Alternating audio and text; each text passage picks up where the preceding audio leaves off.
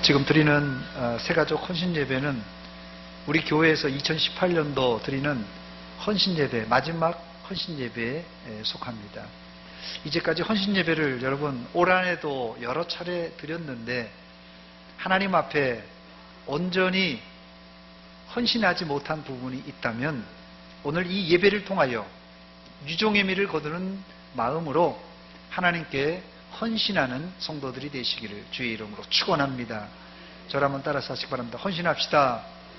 옆 사람에게도 얘기해 주시기 바랍니다. 헌신합시다. 오늘 설교 제목을 복받을 자들이라 이렇게 잡았는데요. 복받을 자들.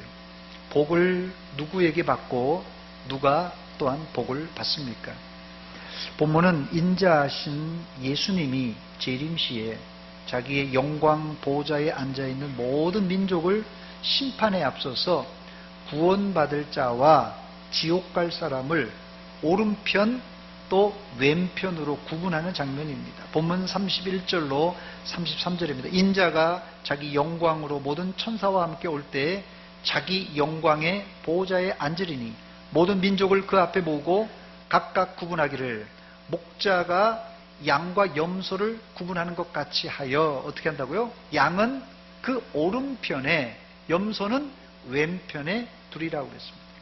우리에게는 이 비유가 약간 생소합니다만은 유대인들은 유목민들이기 때문에 이 비유를 잘 이해할 수가 있습니다. 그래서 보통 목자들이 이른 아침에 양과 염소를 방목장에 초장에 함께 방목을 합니다.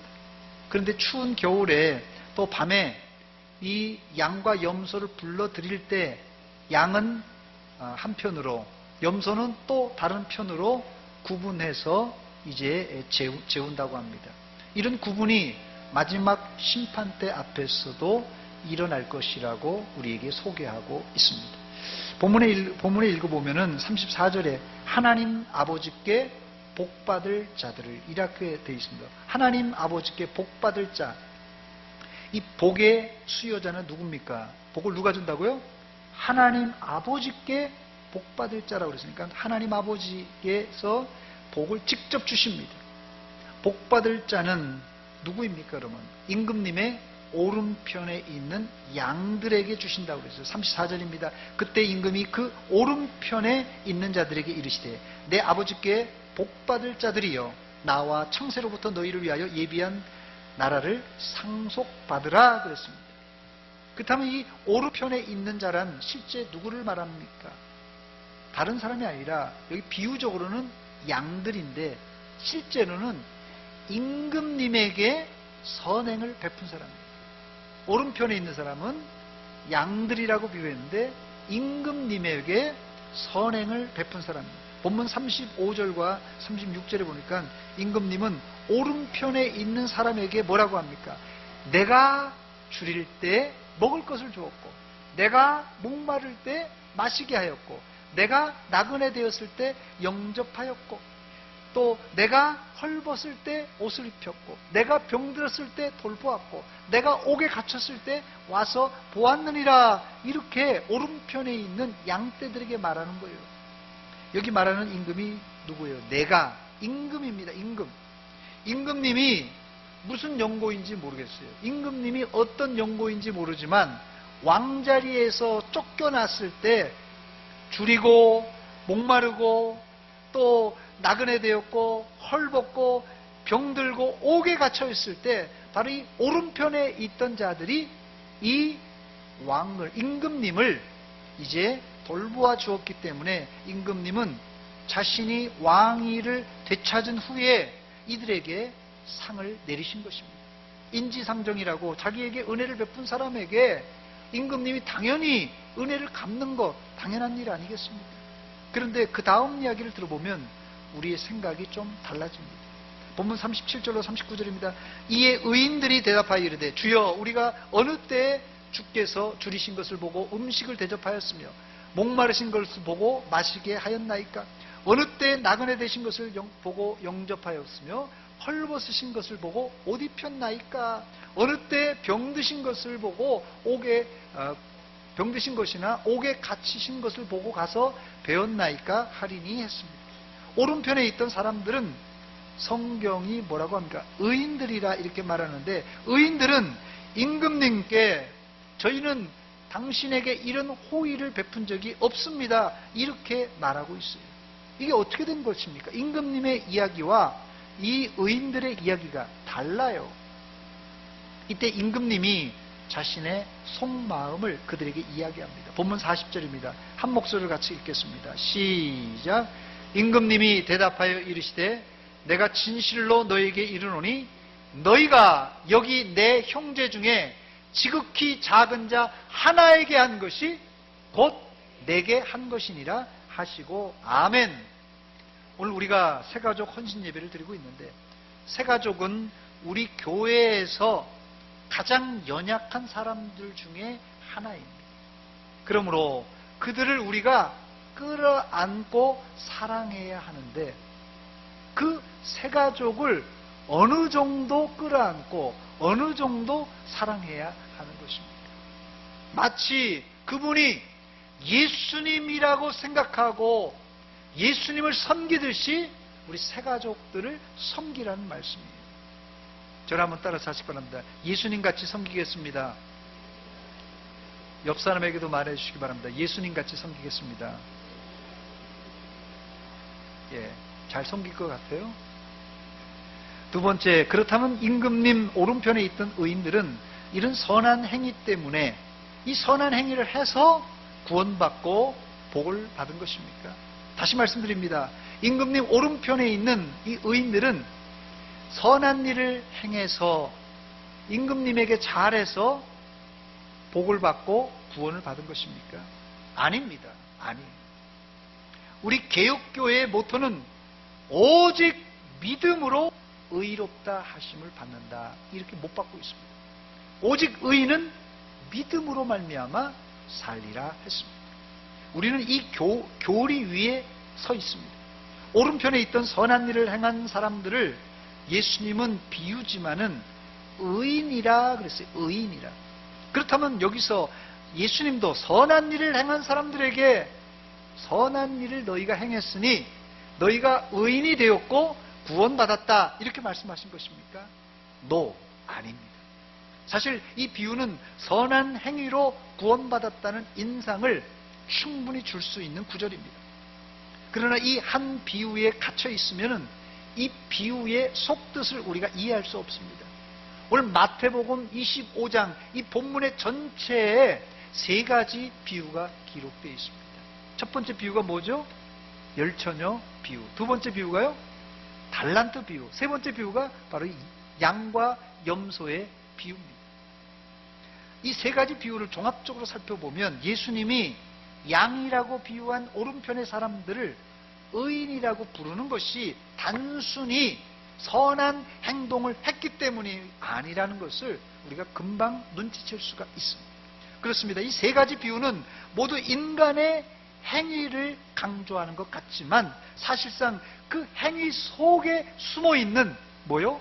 믿음을 이제 강조하고 있고, 믿음이 핵심이라는 사실을 우리에게 보여주고 있습니다. 예를 들어서 이 사복음서에서 예수님께서 내 믿음이 크도다 혹은 내 믿음이 좋다 이렇게 표현하실 때 그냥 마음으로 믿습니다 이런 사람에게 내 믿음이 크다, 내가 믿음이 좋구나 이렇게 말씀하셨습니까? 이런 적 한 번도 없어요. 비록 예수님이 그들의 행위를 보셨지만 예수님은 그들의 행위 안에 있는 믿음을 끝으로 보시고는 거꾸로 그들 속에 믿음이 있는 것을 확증해 주셨어요.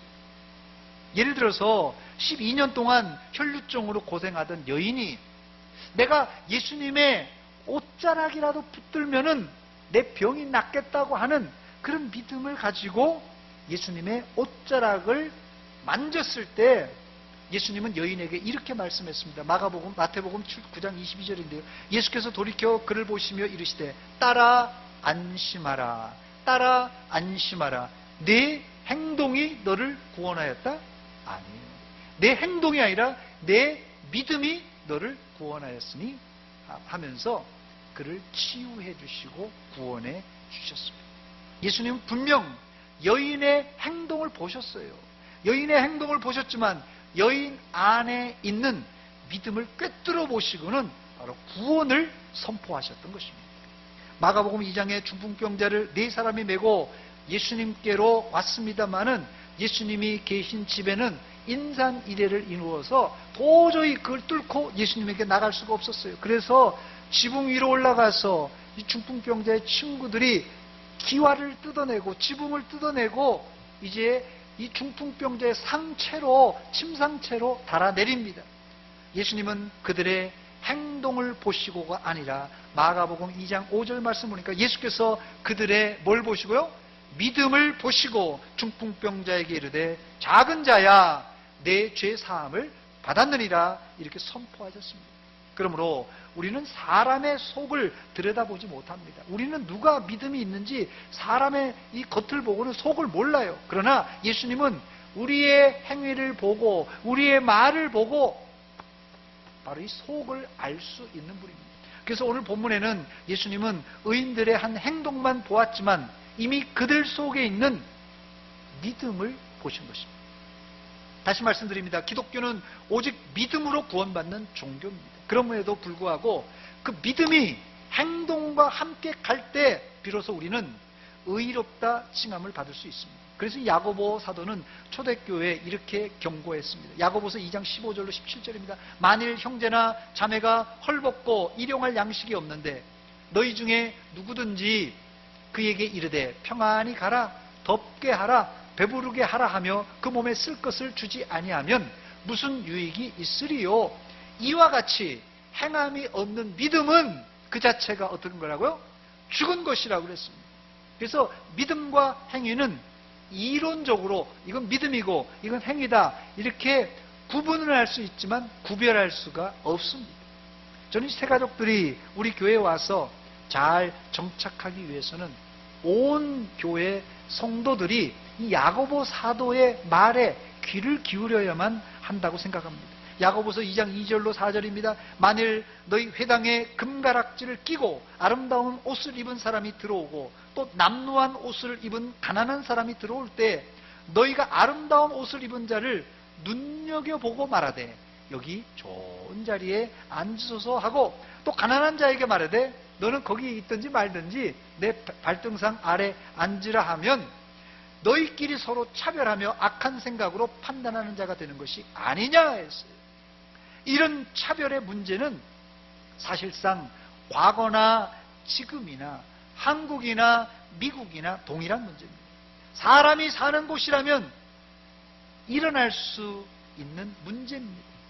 그러나 설령 사회에서는 이런 일이 일어날지라도 아니 지금 일어나고 있지만 교회에서는 이런 일이 발생하면 안 되고 절대 안 되는데 문제는 오늘 본문에 보니까 야고보 사도 이야기를 들어보니까 그 은혜스럽다고 하는 초대교회 안에서도 이런 일이 발생하고 말았습니다. 그래서 야고보 사도는 이런 자를 향하여서 호통을 쳤던 것입니다. 세 번째, 그렇다면 의인들은 어떤 복을 받습니까? 마태복음 25장 34절입니다. 그때 임금이 그 오른편에 있는 자들에게 이르시되 내 아버지께 복받을 자들이여 나와서 창세로부터 너희를 위하여 예비된 나라를 상속받으라 그랬습니다. 의인에게 주는 상급은 상상할 수 없는 엄청난 상급입니다. 일단 복의 수여자가 누구라고요? 하나님이셔요. 하나님. 여러분 상 받아보셨어요? 상도 대통령이 주는 상이 있고 국무총리가 주는 상이 있고 장관이 주는 상이 있고 뭐 대전시장이 주는 상이 있고 구청장이 주는 상이 있고 뭐 학교에서는 교장 선생님이 주는 상이 있어요. 여기 대통령상을 받은 사람 있죠. 여기 송경 집사님 눈 좀 떠보세요. 무슨 상 받았어요? 퇴직하실 때. 그러니까 누구한테 받았냐고요? 대통령한테 받으셨대요. 대통령한테 받으신 분입니다. 우리 아마 최재호 장로님이나 여기 계신 우리 우리 조 장로님도 그렇고 뭐 대통령께 상 받은 분들이 여기 많습니다. 대단한 분들이에요. 네, 나가실 때 악수를 잘 하시기 바랍니다. 대통령한테 받으신 분들. 뭐 국무총리한테, 장관한테, 또 뭐 대전시장한테 누가 또 받았다고 그러죠? 시장한테, 예, 대단하신 분이에요. 예. 또 이장우 집사님도 뭐 시장한테 받았는데 누구다? 구청장한테? 받으셨어요? 예. 우리 교회 보통 분들이 아닙니다. 뭐 대통령한테 받고 대전시장한테 받은 분들이 많아요. 여러분, 상도 사실상 대통령이 주느냐, 대전시장이 주느냐, 구청장이 주느냐, 뭐 동장이 주느냐, 이게 좀 상이 다릅니다. 그런데 하나님이 주시는 상은 상상할 수 없는 복인데요. 구체적으로 무엇입니까? 창세로부터 너희를 위하여 예비된 나라를 상속받으라고 그랬어요. 만세전에 예비한 나라, 하나님의 나라를 상속받으라는 것입니다. 하나님은 우리에게 상 주실 때 째째하게 10만원, 100만원, 1000만원 이게 아니라 아예 은행을 송두리째 주시는 분입니다. 아멘. 하나님은 시시하게 찔끔찔끔 상을 주시는 분이 아니라 천국을 우리에게 송두리째 주시는 분입니다. 이 복을 본문 46절에 보니까는 영생의 복이라 이렇게 기록하고 있습니다. 천국의 복, 영생의 복을 다 받아 누리시기를 주의 이름으로 축원합니다. 이건 뭐 대통령이 주는 거나 대전시장이 주는 거나 비교할 수 없는 복입니다. 여기 본문 46절에 보니까 영생의 복이 기록되어 있는데, 그들은 영벌에, 이 왼편에 있는 염소 새끼들은 이 영벌에 처하고 양들은, 의인들은 영생에 들어가리라 했습니다. 천국을 소유할 뿐 아니라 천국에서 영원히 사는 영생의 복으로 받았으니 더할 나위 없는 복입니다. 이런 복을 누가 받는다고요? 바로 가난한 자, 연약한 자를 누구같이요?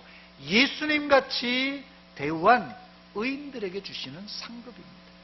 여기서 우리는 과연 오른편 의인의 반열, 또 양의 반열에 들어갈 수 있는 사람인가 점검해보고 다음으로 넘어가겠습니다. 제가 어려울 것 같아서 사지선다형 문제를 준비했습니다. 나도 오른편 의인이 될 수 있는가? 네 개 중에 하나를 고르시기 바랍니다. 1번, 나는 가난한 사람보다 부자와 친구가 되고 싶다. 2번, 나는 더럽고 냄새나는 사람 옆에는 안 간다. 3번, 장애인이나 몸이 불편한 이웃이 있으면 달려가서 도와준다. 4번, 나는 피해 입을까봐 어려움을 당한 사람의 옆에는 가까이 하지 않는다. 1, 2, 3, 4번 중에 몇 번입니까, 여러분? 3번이에요? 예. 3번 한번 비춰주세요. 뭐죠? 장애인이나 몸이 불편한 이웃이 있으면 달려가서 도와준다. 예. 우리 교회도 이 연세가 높으신 분들, 또 이렇게 장애를 가지신 분들, 참 제가 이 설교 시간이지만 제가 광고합니다만은 우리 김삼열 장로님 아들 우리 성현이가 참 갈 때마다 저 집사님 성함이 어디죠? 내가 금방 생각이 안 나요. 이상순 집사님 꼭 부축해서 이 중풍으로 오래 고생하셨거든요. 성현이가 꼭 이렇게 모시고 자기 할머니, 자기 어머니 모시는 것처럼 정성껏 매주 그러는 거예요. 한 번 그러면 그냥 걔가 그냥 그런가 보다 하는데 매주 그러니까 제가 감동이 있더라고요, 사실. 이 3번에 해당되는 청년입니다, 이 청년이. 네. 여러분들도 사실 우리가 좀 멋들어지고 금가락지도 크게 끼고, 아니 금가락지가 아니라 뭐 다이아 반지 탁 끼면 친구하고 싶죠, 누구든지. 그건 뭐 누구나 마찬가지입니다. 그럼에도 불구하고 성경은 오히려 오른편 의인들이 행한 대로 정말 허름하고 정말 냄새나고 정말 장애를 가지고 있을지라도 이런 사람을 누구처럼요? 예수님처럼 접대하는 자들, 이걸 하나님께서 우대하시고 의인의 반열에 세워주신다는 것입니다. 사실 제가 이 문항을 만들면서 제 마음에 찔림이 있었습니다. 내가 목사의 믿음이 있다고 생각했는데 실제 잼뱅이 목사는 아닌가? 내가 장로, 집사, 권사라고 교회에서는 부르는데 줄이고 목마른 자에게 먹을 것을, 마실 것을 가져다 준 적이 있는가? 여러분, 지난 1년 돌아보면서 정말 줄이고 목마른 자들에게 먹을 것, 마실 것 몇 번이나 주셨습니까? 나그네 된 자를 영접했고 병든 자, 옥에 갇힌 자를 돌보았는가? 나는 이런 더러운 일, 힘든 일, 위험한 일, 3D라고 그러죠. 더러운 일, 힘든 일, 위험한 일, 이런 것을 안 하면서도 내가 10년, 20년 예수 믿었다고 내가 목사요, 장로요, 집사요, 권사라고 말할 자격이 있는가? 우리가 아무리 내가 믿음이 있다, 내가 대전소문교회 10년, 20년 다녔다 힘줘서 이야기해도 이런 식으로 믿는다면 하나님 앞에서는 안 통해요. 안 통해. 교회 안에도 환자, 장애인, 그리고 가난한 자, 새가족들이 가장 취약한 사람들입니다. 이들을 우리가 품어줘야 됩니다. 사랑해 주님이 날 사랑하시네. 내 모습 이대로 받으셨네. 같이 부릅시다. 사랑해 주님이 날 사랑하듯이. 나도 옆에 있는 사람, 나도 널 사랑함 꼭 안아주세요. 성길이. 교회 안에 연약한 자, 가난한 자들을 품는 자들에게 하나님은 영생 복락을 주신다고 약속하셨습니다. 이런 복을 원하신다면 우리 교회 안에 더러운 일, 힘든 일, 위험한 일, 3D 업종입니다. 뭐 세상에서만 3D가 아니라 교회 안에도 더러운 일이 있습니다. 교회 안에도 힘든 일이 있어요. 교회 안에도 위험한 일이 있습니다. 이 일에 자원하시길 바랍니다. 아멘이 시원찮네요. 네 번째입니다. 그런데 이와는 정반대 사람들도 있습니다. 본문 41절입니다. 또 왼편에 있는 자들에게 이르시되 저주를 받은 자들아 나를 떠나 마귀와 그 사자들을 위하여 예비된 영원한 불에 들어가라 그랬어요. 임금님의 질책입니다. 본문 42절 43절입니다. 내가 줄일 때 너희가 먹을 것을 주지 아니하였고 목마를 때 마시게 하지 아니하였고 나그네 되었을 때 영접하지 아니하였고 헐벗을 때 옷을 주지 아니하였고 병들었을 때와 옥에 갇혔을 때 돌을 보지 아니하였느니라 그랬어요. 이때 왼편에 있는 자들 염소들도 할 말이 많았어요. 본문 41절입니다. 주여 우리가 어느 때 주께서 주신 것을 보고 목마르신 것이나 나그네 되신 것이나 헐벗으신 것이나 병드신 것이나 옥에 갇히신 것을 보고 공양하지 아니하였나이까 그랬어요. 우리는 임금님 보고 그렇게 박대한 적 한 번도 없습니다. 항의하고 있습니다. 그랬더니 임금님이 하시는 말씀이 무엇입니까? 본문 45절입니다. 이에 임금이 대답하여 이르시되 내가 진실로 진실로 너에게 이르노니 이 지극히 작은 자 하나에게 하지 않은 것이 곧 누구에게요? 내게 하지 아니한 것이니라 이렇게 말씀하셨습니다. 우리 신앙생활의 승패는 교회 안에서 내가 큰 역할을 하고 교회 안에서 내가 중요한 역할, 그게 중요한 것이 아닙니다. 교회에서 내가 성가대, 교사로 이것저것 했다, 이런 것으로 판가름 나는 것이 아니라 그건 기본이에요, 기본. 지극히 작은 자 하나에게 어떻게 했는가, 이거 물어보셔요. 지극히 작은 자에게 2018년 올 한 해 여러분 어떻게 하셨습니까? 제가 지난주에 웨이터 법칙이라는 것을 말씀드렸는데 이 웨이터 법칙이란 무엇입니까? 웨이터 법칙이란 당신에게는 친절하지만 웨이터에게 무례한 사람은 절대 좋은 사람이 아니다라는 법칙입니다. 교회 안에 약자에게는 강하고 강자에게는 그냥 은매 기주고 하는 그런 사람들, 이거 진짜 저질이에요. 이거는 교회 안에서 목사에게는 잘하지만 어린아이들이나 또 교회를 관리하는 관리 집사님에게 잘못하는 사람은 절대 좋은 사람이 아닙니다. 좋은 성도 아니에요. 이거는. 예전에 할아버지 할머니를 모시고 사는 대가족이 있었습니다. 대가족이 이제 함께 할아버지부터 시작해서 손주들까지 다 3대가 한 가정에서 살고 있을 때 그 집의 최고 통치자가 할아버지예요.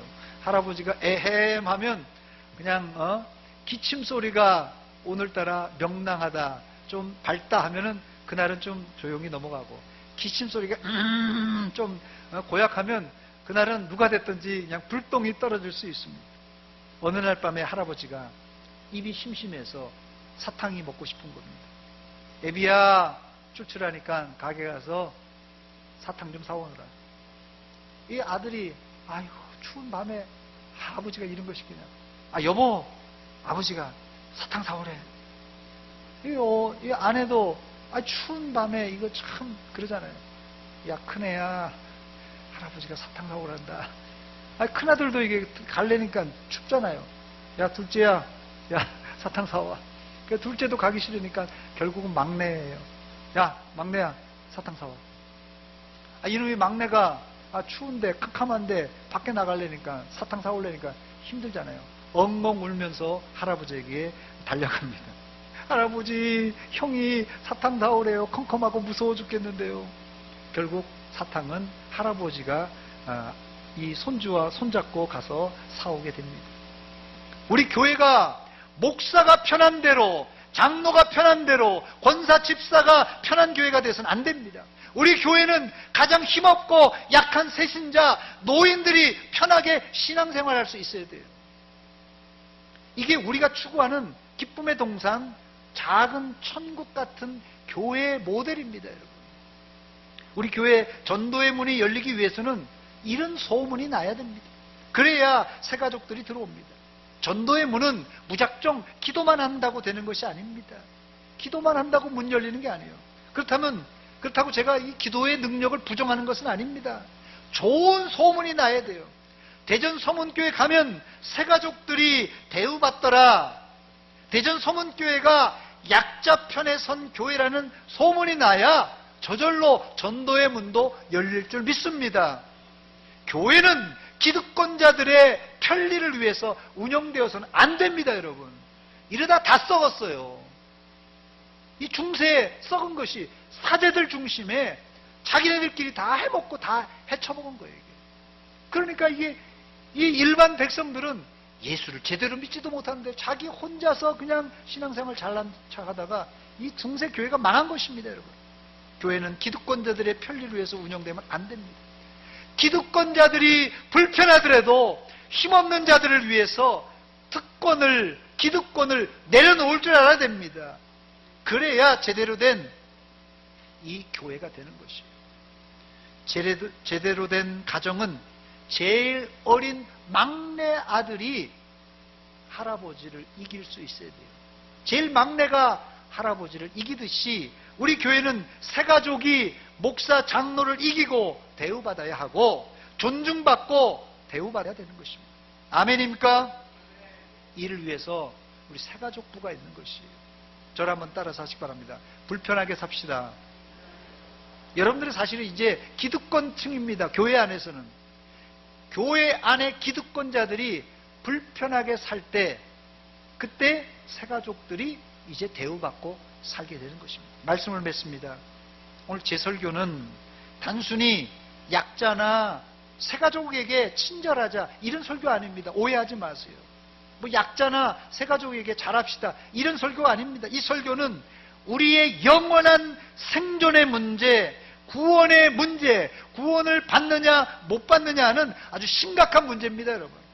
본문 46절입니다. 그들은 영벌에, 의인들은 영생에 들어가리라. 뭐 좀 잘했으니까 상 좀 받고 못했으니까 혼나고 이 정도가 아닙니다. 이거 잘못하면은 영원한 지옥불에 들어간다는 것이에요. 이것을 잘했을 때 천국에서 영생의 복락을 누리게 된다는 것입니다. 여러분들은 영원한 천국에서 영생하시기를 주의 이름으로 축원합니다. 사실 이것은 아멘으로만이 안 돼요. 아멘으로만 해서는 안 됩니다. 새가족과 연약한 자 그리고 가난한 자를 예수님같이 섬기고 예수님에게 베풀듯이 그렇게 행동으로 베풀라는 것입니다. 저를 한번 따라서 하시기 바랍니다. 섬기며 살겠습니다. 섬기며 살겠습니다. 바로 이런 사람이 믿음 있는 자라 성경은 말합니다. 섬기며 사는 자가 믿음이 있는 자입니다. 기도하겠습니다. 하나님 아버지, 은혜와 사랑 감사드립니다. 이 오후 시간에 저희들 새가족 헌신 예배를 통하여서 말씀의 도전을 받았습니다. 하나님 아버지, 우리는 무의식 중에 우리의 앉은 자리를, 무의식 중에 우리의 잡고 있는 기득권을 유지했지만 그 앉은 자리와 기득권 때문에 새로 오는 사람들, 연약한 자들, 하나님 또 소외된 사람들이 힘들고 어려운 것을 저희들 미처 발견하지 못했습니다. 이 시간 철저하게 회개하며 새가족과 또 가난한 자들, 또 장애인들, 또 어려움을 당한 자들, 또 나이 많으신 어른들을 공경하며 이 교회를 아름답게 만들어갈 수 있게 도와주시옵소서. 이 일이 단순하게 윤리 도덕적인 일이 아니라 우리 믿음이 좌우하는 문제이오니 믿음으로 이 말씀에 순종하여 영원한 생명, 영생 복락을 누리는 성도들이 다 되게 하여 주시옵소서. 예수님의 이름으로 기도하옵나이다. 아멘.